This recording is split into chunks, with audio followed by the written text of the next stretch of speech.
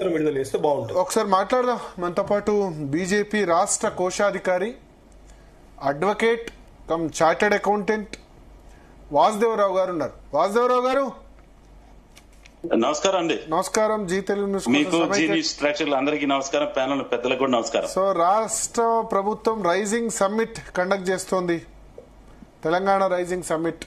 ప్రధానమంత్రి నరేంద్ర మోడీని కూడా ఆహ్వానించారు. వస్తున్నారా నరేంద్ర మోడీ గారు? అది ఇంకా తెలియదండి మనకి. అది పిఎం నుంచి వస్తే ఇన్స్ట్రక్షన్స్ తప్పకుండా మీకు షేర్ చేసుకుంటాం. Yeah, okay. సో ఏం చాలా ఎక్స్పెక్టేషన్స్ ఉన్నాయి రైజింగ్ సమ్మిట్ సంబంధించి. కేంద్ర ప్రభుత్వం నుంచి తెలంగాణ రాష్ట్రంలో పెట్టుబడులకి మీరు ఎటువంటి సహకారం అందిస్తారు? అంటే ఒకటి రెండు విషయాల్లో గతంలో ఆరోపణ చేశారు, ఇక్కడ తెలంగాణకు పెట్టేందుకు వస్తే గుజరాత్ తీసుకుపోయినారు, లేకపోతే ఆంధ్రప్రదేశ్కు కొన్ని షిఫ్ట్ చేశారని చెప్పి రాష్ట్ర ప్రభుత్వం గతంలో ఆరోపించింది. వీలైతే మీరు వెహికల్ ఆపుకొని సైడ్కు వీలైతే మాట్లాడండి, అది డిస్టర్బ్ కాకుండా. పర్లేదు, మీరు అంతే మాట్లాడుతూ ఆపండి. మాట్లాడిన తర్వాత ఆపండి. ఎస్, మాట్లాడుతూ చెప్పండి. ఎస్, పర్లేదు. తెలంగాణ రైజింగ్ సమ్మిట్ మేము సంపూర్ణంగా స్వాగతిస్తున్నాం. ఖచ్చితంగా కూడా ఈ రాష్ట్రానికి ఇంకా పెట్టుబడులు రావాలి, అదే విధంగా ఉద్యోగ కల్పన జరగాలి, ఆర్థిక వ్యవస్థ కూడా బలోపేతం కావాలి, అందులో ఎటువంటి సందేహం లేదు. అయితే గత సంవత్సరం అనుకుంటాను రేవంత్ రెడ్డి గారు దావోస్ అనుకుంటా, దావోస్ లో సమ్మిట్ కి వెళ్లి అనేక రకాల ఒప్పందాలు చేసుకున్నారు. ఈ ఒప్పందాలు చేసుకున్నప్పుడు నేను ఐ థింక్ మన జీ తెలుగులోనే మాట్లాడుతున్నాను, it is called destination wedding. Okay.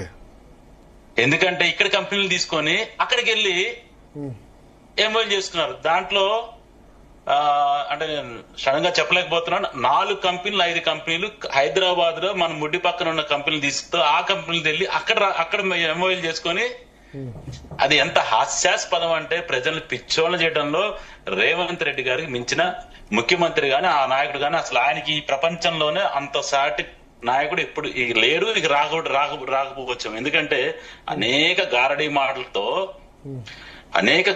మాటలతో ప్రజలు నమ్మి అనేక రకాల హామీలు, 6 గ్యారంటీలు, 420 హామీలు, ఈ రోజు అవన్నీ గాలికి వదిలేసి ఎక్కడ పోతున్నా తెలియదు.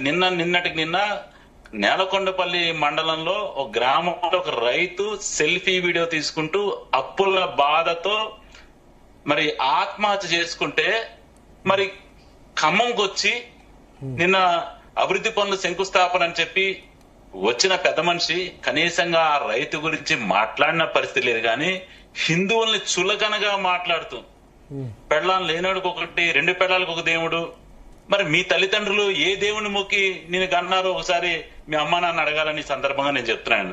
ఇంత దుర్మార్గంగా నీకు 4 ఓట్ల కోసము, 4 చప్పట్ల కోసము, 4 నవ్వుల కోసము ఆ స్టేజ్ మీద ఈయన మాట్లాడుతున్నప్పుడు ఒక మహిళా నాయకులు ఉన్నారు, పగలబడి నవ్వుతుంది ఆవిడ.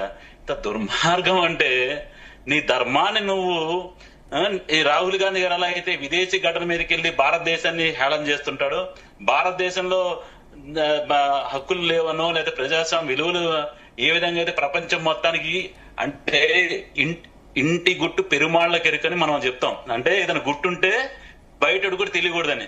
కానీ ఏ మాత్రం సంస్కారం లేకుండా ప్రపంచ వేదికల మీద ఇంటి గుట్టుని, అంటే ఈ దేశం ఇల్లు కదా మనందరికి, నా ఇల్లు నాకు మనందరికి కలిసి దేశం, ఈ దేశం యొక్క పరువుని తీస్తూ ఏ మాత్రం సిగ్గు శరము లేకుండా ఆ రాహుల్ గాంధీ గారు చేస్తుంటే, వారి అనుచరులైన వీరు ఈ కాంగ్రెస్ ఇక్కడికి వచ్చి హిందూ ధర్మాన్ని హేళన చేస్తే 4 ముస్లిం ఓట్లు పడతాయి, హిందూ ధర్మాన్ని హేళన చేస్తే 4 క్రిస్టియన్ ఓట్లు పడతాయని మొన్నటికి మన జూబ్లీ హిల్స్ ఎన్నికల్లో కూడా ఇదే పద్ధతిలో మాట్లాడడం మనం చూసాం. ముస్లిం అంటే కాంగ్రెస్, కాంగ్రెస్ అంటే ముస్లిం.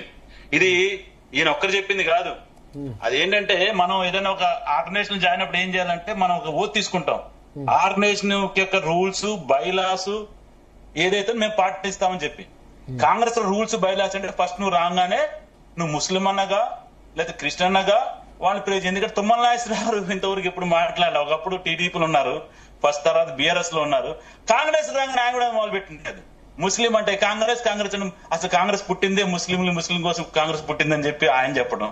అంటే వాళ్ళ బైలాస్ ఉంటాయన్నమాట. మీరు ఈ పార్టీలో జాయిన్ అయినప్పుడు ఇవన్నీ మీరు ఆ రూల్స్ రెగ్యులేషన్స్ మీరు అగ్రి అయ్యి సంతకం పెట్టి వెళ్తాం కదా. మనం ఏదైనా ఏ ఆర్గనైజేషన్ మీరు కూడా ఎంప్లాయ్మెంట్ జాయిన్ అయినప్పుడు మీ యొక్క జూనియర్స్ లో ఉన్న టర్మ్స్ అండ్ కండిషన్స్ ఆ విధంగా కాంగ్రెస్ లోకి ఎవరెళ్ళినా సరే, అది కాంగ్రెస్ లోకి వెళ్ళిన ఎవరెళ్ళినా సరే ఫస్ట్ ఆ యొక్క బైలాస్ ని వాళ్ళు సంతకాలు పెట్టి ఇప్పుడు ఒకటి లోపలికి ఫ్యూచర్ సిటీలో సమ్మిట్ జరగబోతోంది, ఎటువంటి